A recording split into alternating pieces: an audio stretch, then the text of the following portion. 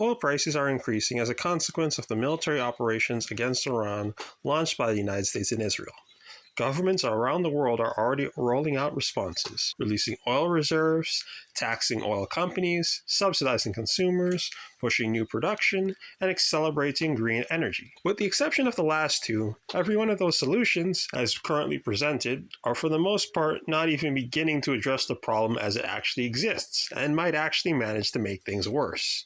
First, we have to understand that this increase in oil prices that we're seeing is not going to be anywhere close to temporary. France's finance minister estimates that around 30 to 40% of the refining capacity of the Persian Gulf countries have already been destroyed in this conflict.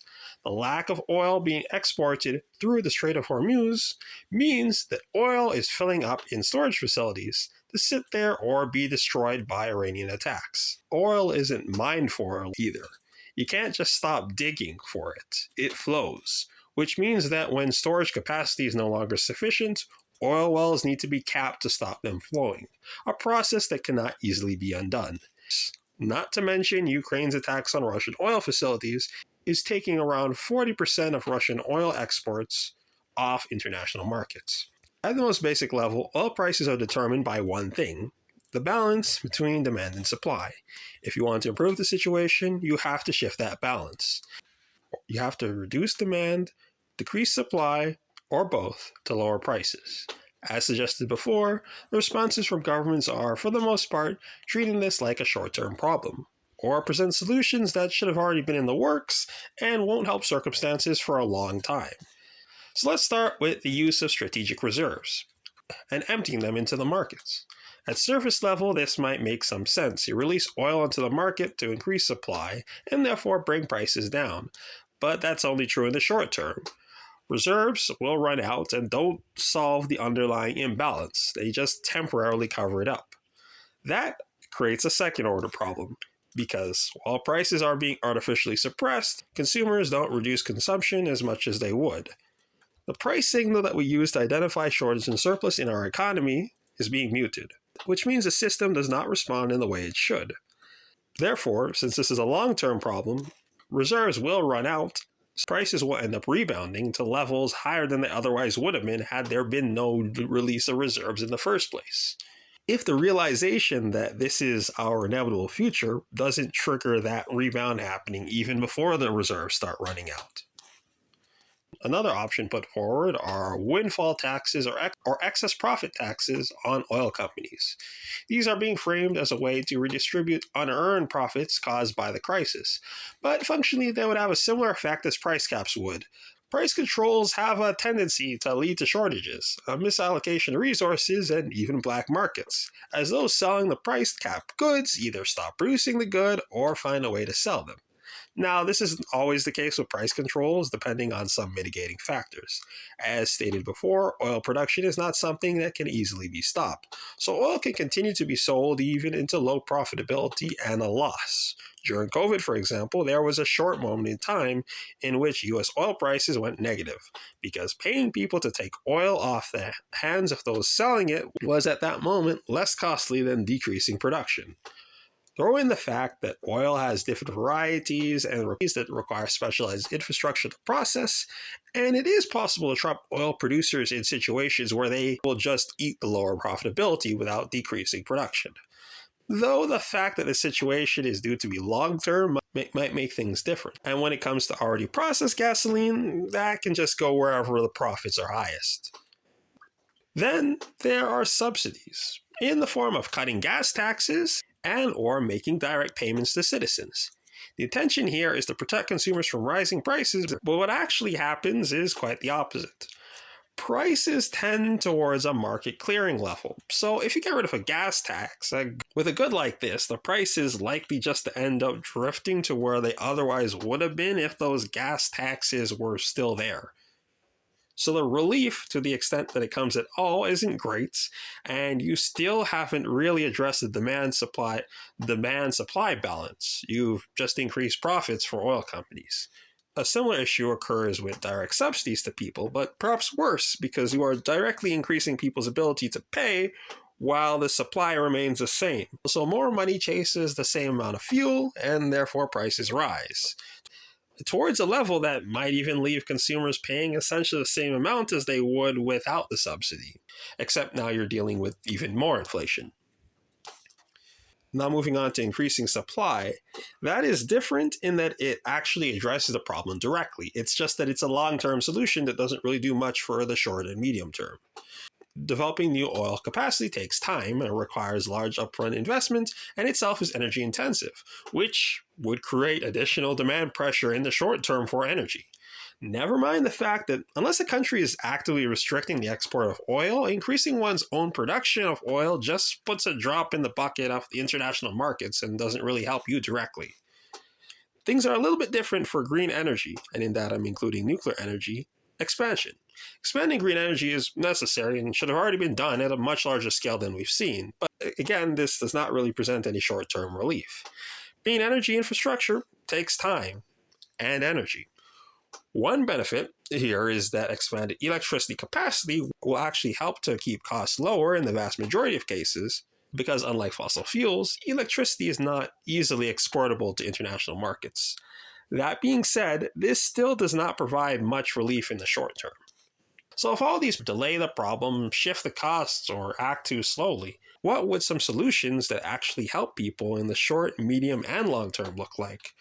Well, that requires us to stop looking at this like a money problem and start treating it as the resource problem it actually is.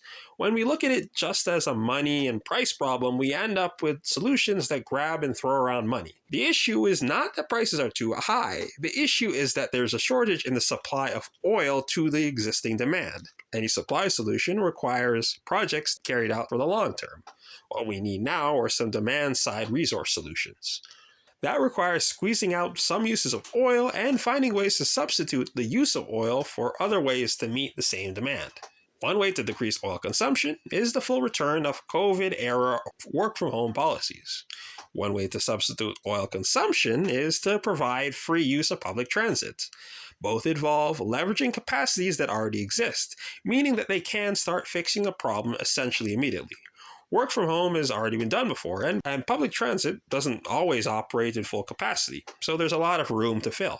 And in both cases, more work can be done to expand their capacities, and that is essentially guaranteed to be more doable in the shorter term than any energy capacity expansion would be. See, the thing is that these policies would help even people that can't work from home or use public transit, which means they would no longer be competing for the same resources with those that could.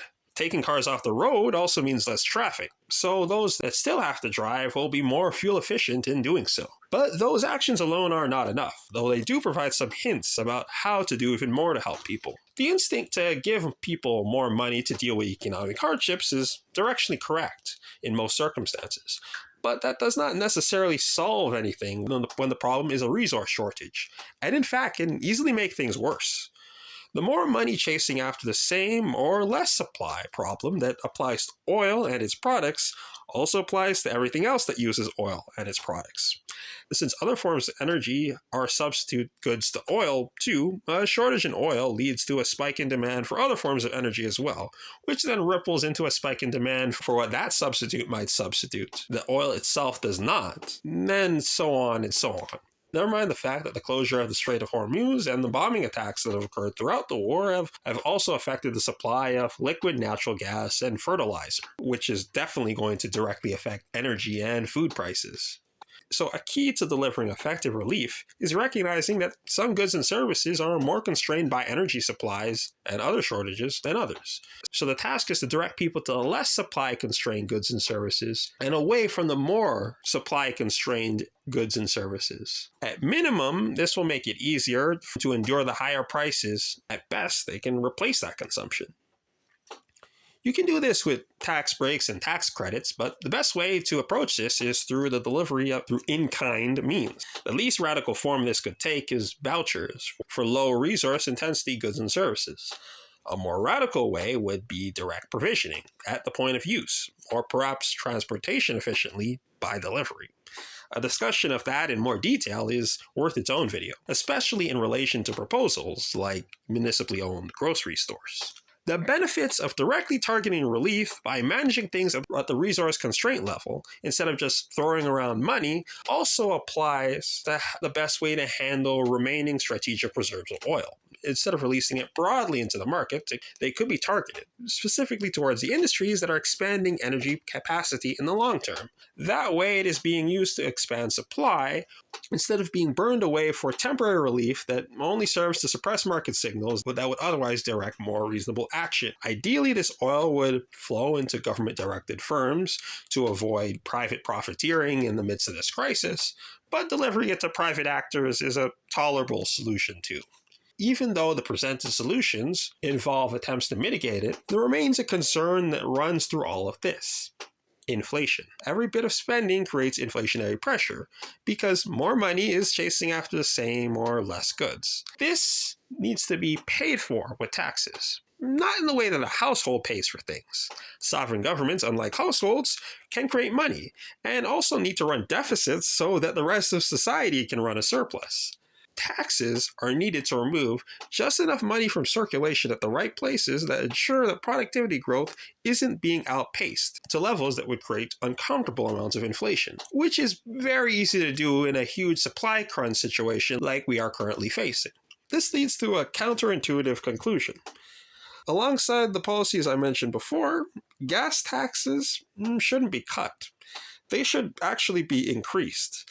This would help reduce demand directly and offset inflationary effects of targeted spending. As a whole, governments should be doubling down on taxation for energy consumption to tackle inflation, while also relieving it on activities that expand the supply of energy. Yes, there is an issue of consumption taxation being regressive, but that can be solved by returning the revenue from that taxation as a universal rebate. Remember, you're not so much trying to build up revenue to pay for things as you are trying to direct consumption away from supply-restrained goods. Yes, returning the revenue with a rebate would certainly defeat a lot of that anti-inflationary pressure, but realistically, the entire rebate wouldn't be flowing back into the same energy-intensive goods as much as they came out of it. A rebate, too, would ensure that anyone spending less than the average on those taxes would come out with more money than they would have had if they didn't have the tax or rebate. And rich people, obviously, are going to drag that average up, so it could be well over a majority of people benefiting. Ultimately, none of the previously presented solutions are particularly innovative. Governments will have done, or at least have considered doing, similar. The reason why they'll stick to chasing prices instead is entirely political. There are special interests that benefit from addressing the problem at hand in the way that they are about to address them with all its negative consequences. And those are the people with the ear of the government. Even more importantly, just because those actions would work better, doesn't mean the public will actually want them. Recent history shows that the average person would prefer to have less money to spend and a lower living standard at the end of the day than pay more taxes in getting there. That was the lesson of the consumer carbon tax in Canada, which delivered the vast majority of people more money after the rebate they received than they would have had there been no carbon tax or rebates. It is that basic reality about the tendencies of the general public that matters far more than whatever the rich are up to, because for what it's worth, at least for the most part, they have a tendency to pursue their own interests and therefore have more rational, predictable behavior that can be planned around. That extends to Donald Trump himself, who throughout this war with Iran has repeatedly made comments that manipulate markets in ways that clearly allow the people within and connected to the Trump administration to profit.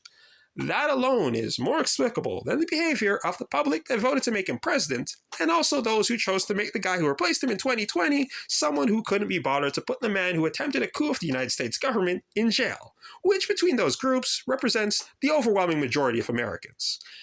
Anyway, that's it for this video. Please like, share, subscribe, and comment.